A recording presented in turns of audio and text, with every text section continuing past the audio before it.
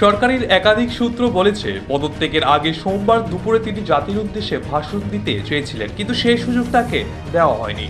একক কর্তৃত্বের শাসনে সম্পূর্ণভাবে জনবিচ্ছিন্ন হয়ে পড়েছিলেন শেখ হাসিনা সরকার। পশ্চিমের দেশগুলিকে শত্রু বানিয়ে শেষ পর্যায়ে ভূ রাজনীতিতেও প্রায় একা হয়ে পড়েছিলেন তিনি। অবশেষে দেশও ছাড়তে হলো তাকে।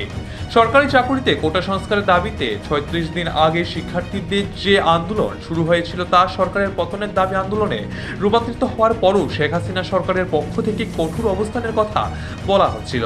এমনকি গত রবিবার আওয়ামী লীগ, ছাত্রলীগ ও যুবলীগ সহ সহযোগী সংগঠনগুলোকে মাঠে নামিয়ে আন্দোলনের প্রতিরোধের চেষ্টা করা হয়।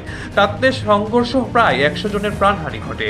এরপরও শক্ত হাতে তা দমনের কথা বলা হচ্ছিল। রবিবার সন্ধ্যার পর থেকে গভীর রাত পর্যন্ত গণভবনে শেখ হাসিনা ঘনিষ্ঠ কয়েকজন মন্ত্রী ও কর্মকর্তাদের সঙ্গে একাধিক বৈঠক করেন।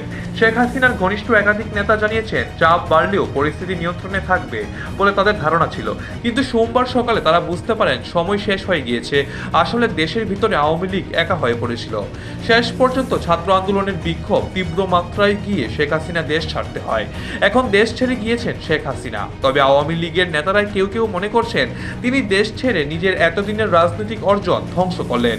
একই সঙ্গে মুক্তিযুদ্ধের নেতৃত্ব দেওয়া দল আওয়ামী লীগের অস্তিত্বকেও দাঁড় করালেন। Bureau report, Asian Times.